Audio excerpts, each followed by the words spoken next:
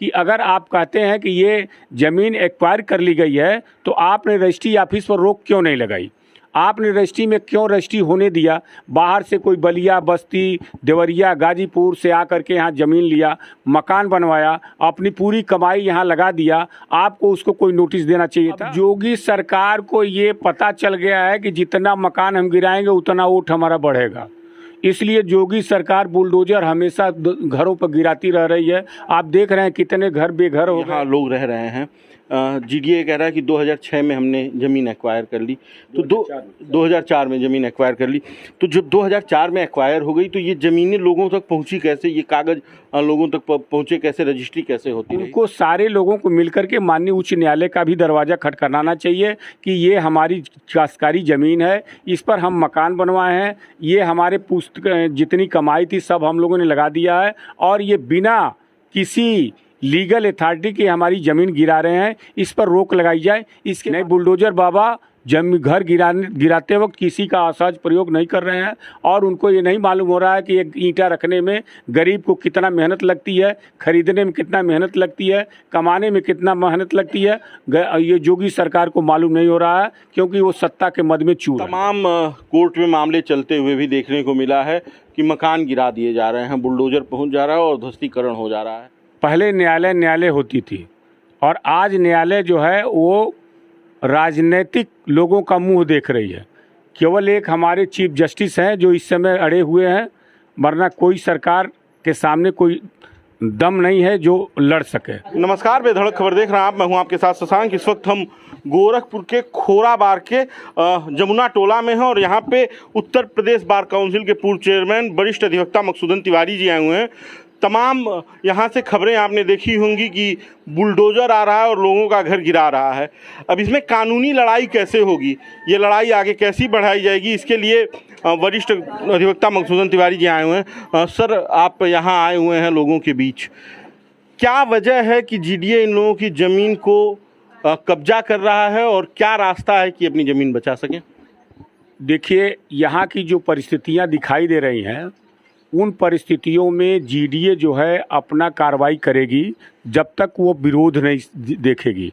और हमारा एक उद्देश्य ये होना चाहिए कि हम विरोध करेंगे, धरना प्रदर्शन करेंगे, शांति प्रदर्शन करेंगे, शांति रूप से करेंगे और एकजुट रहेंगे। जहां 1 लाख आदमियों का मकान उजाड़ा जा रहा है, जहां 10,000 आदमी बेघर होते जा रहे हैं, वहां जीडीए को ये बहुत आसान नहीं होगा कि किसी की बनी बनाई मकान 10,000, 5,000, 8,000, 10,000 जितने भी मकान हैं उसको गिरा दें। इसके लिए सारे लोगों को एक होना चाहिए, सारे लोगों को बगावत के मूड में होना चाहिए और कमिश्नर के यहाँ धरना प्रदर्शन करना चाहिए। और इसके लिए एक माननीय उच्च न्यायालय में एक रिट भी दाखिल करना चाहिए कि अगर आप कहते हैं कि ये ज़मीन एक्वायर कर ली गई है तो आपने रजिस्ट्री ऑफिस पर रोक क्यों नहीं लगाई? आपने रजिस्ट्री में क्यों रजिस्ट्री होने दिया? बाहर से कोई बलिया, बस्ती, देवरिया, गाजीपुर से आकर के यहाँ ज़मीन लिया, मकान बनवाया, अपनी पूरी कमाई यहाँ लगा दिया, आपको उसको कोई नोटिस देना चाहिए था जीडीए को कि इस पर आपका नक्शा नहीं पास है, नई मकान नहीं बनेगी, या ये ज़मीन कब्जा हो गई है, जीडीए ने कब्जा कर लिया है, यहाँ आप मकान न बनवाएं। तो ये सारी कमियाँ जीडीए की है और जब मकान बन गई है तो उनका ध्वस्तीकरण सरकार का जो है वो ब्रिटानिया सरकार की तरह बर्ताव कर रही है। उनका ध्वस्तीकरण जो होना गलत है और जनता को इसके लिए तैयार होना चाहिए, सरकार के खिलाफ लड़ना चाहिए और की तरफ से, शांति प्रदर्शन की तरफ से, और इसके लिए धरना प्रदर्शन करना चाहिए। तभी हम उससे जीत पाएंगे और एकजुट रहना चाहिए, तभी हम जीडीए से लड़ाई लड़ पाएंगे। एक सवाल ये था कि जैसे कि अक्सर बुलडोजर आ जा रहा है, यहाँ पे रहने वाले तकरीबन 1,000 परिवार हैं, घर हैं, जिनको इस बात का हमेशा डर लगा हुआ है कि आज हमारा घर गिरेगा, कल इनका घर गिरेगा। इसके लिए इनको लीगल वे में, चूंकि आप अधिवक्ता हैं, तो लीगल वे में क्या कार्रवाई करनी चाहिए? अब योगी सरकार को ये पता चल गया है कि जितना मकान हम गिराएंगे उतना वोट हमारा बढ़ेगा, इसलिए योगी सरकार बुलडोजर हमेशा घरों पर गिराती रह रही है। आप देख रहे हैं कितने घर बेघर हो गए, कितने लोगों का मकान गिरा दिया गया, लेकिन उनका कोई चारा नहीं चल रहा है। इसलिए उनको सारे लोगों को मिलकर के माननीय उच्च न्यायालय का भी दरवाज़ा खटखटाना चाहिए कि ये हमारी काश्तकारी ज़मीन है, इस पर हम मकान बनवाए हैं, ये हमारे जितनी कमाई थी सब हम लोगों ने लगा दिया है और ये बिना किसी लीगल अथॉरिटी की हमारी ज़मीन गिरा रहे हैं, इस पर रोक लगाई जाए। इसके बारे में भी एक हाई कोर्ट में रिट दाखिल होनी चाहिए। नहीं, बुलडोजर बाबा घर गिराते वक्त किसी का असहज प्रयोग नहीं कर रहे हैं और उनको ये नहीं मालूम हो रहा है कि एक ईंटा रखने में गरीब को कितना मेहनत लगती है, खरीदने में कितना मेहनत लगती है, कमाने में कितना मेहनत लगती है। ये योगी सरकार को मालूम नहीं हो रहा है क्योंकि वो सत्ता के मद में चूर है। ये एक सवाल बनता है कि जो यहाँ लोग रह रहे हैं, जीडीए कह रहा है कि 2006 में हमने ज़मीन एक्वायर कर ली, तो 2004 में ज़मीन एक्वायर कर ली। तो जब 2004 में एक्वायर हो गई तो ये ज़मीनें लोगों तक पहुंची कैसे, ये कागज़ लोगों तक पहुंचे कैसे, रजिस्ट्री कैसे होती रही? यही तो मैं आपसे कह रहा हूँ कि अगर 2004 में ये एक्वायर हो गई ज़मीन जीडीए की, तो जीडीए को एक नक्शा बना करके रजिस्ट्री ऑफिस में दे देना चाहिए था कि ये ज़मीनों की रजिस्ट्री अब आप मत लीजिएगा, इन ज़मीनों पर रजिस्ट्री पर रोक लगा दीजिएगा। लेकिन जीडीए ने ऐसा नहीं किया। जीडीए सरकार ने ऐसा इसलिए नहीं किया कि उनको तो रसूम मिलता था, फ़ायदा मिलता था, तो वो गरीबों से पैसा लेते गए, रजिस्ट्री ज़मीन की होती गई। कहीं जीडीए का 2022 तक रजिस्ट्री हुई है, यहाँ पता ये चला है कि 2022 तक रजिस्ट्री हुई और 2022 तक जीडीए ने कोई रोक नहीं लगाई।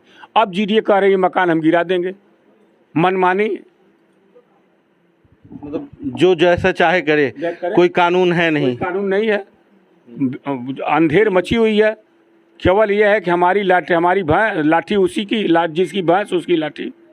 अब ये बताइए कि इन लोगों को लीगल प्रोसेस में आप किस तरह से मदद कर रहे हैं और कैसे इस लड़ाई को आगे बढ़ा चाहते हैं कि इसके बारे में कागज़ पत्तर जुटा करके कि ये ज़मीन काश्तकारी की है, ये ज़मीन खरीदी गई है, इस ज़मीन पर हमारा कब्जा है और इस ज़मीन पर हमारी मकान है। हमारी मकान इलीगल तरीके से जीडीए गिराए न, इसके लिए माननीय उच्च न्यायालय में एक रिट भी दाखिल होनी चाहिए।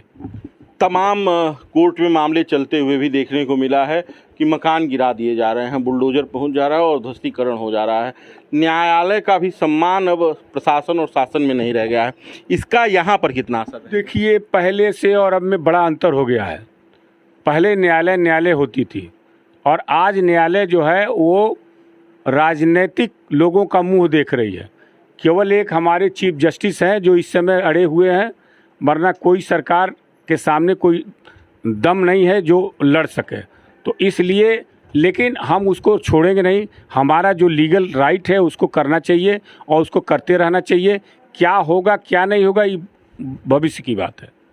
इस लड़ाई में आप लोगों के साथ खड़े हैं यहाँ पर, क्या लगता है कि कितना लंबा संघर्ष ये चलेगा? ये बड़ा लंबा संघर्ष चलेगा और इसमें सबको मेरा एक निवेदन है कि सब लोग यूनिटी बनाए रखें, एक आवाज़ पर सब लोग इकट्ठा हो जाएं। 1 लाख परिवार कम नहीं होता है, 10,000 परिवार कम नहीं होता है। सरकार को झुकना पड़ेगा। हम एक अगर रहेंगे तो सरकार झुक के रहेगी। चलिए, हमसे बातचीत करने के लिए धन्यवाद। तो ये थे हमारे साथ वरिष्ठ अधिवक्ता मधुसूदन तिवारी, जिन्होंने बताया अगर लोग एकजुट रहे तो सरकार को झुकना पड़ेगा और जीडीए जो यहाँ पर कार्यवाही कर रहा है उसे बंद करना पड़ेगा। बाकी का देखते रहिए बेधड़क खबर। इस वीडियो को शेयर करिए, अपनी प्रतिक्रिया हमें कमेंट बॉक्स में दीजिए। धन्यवाद।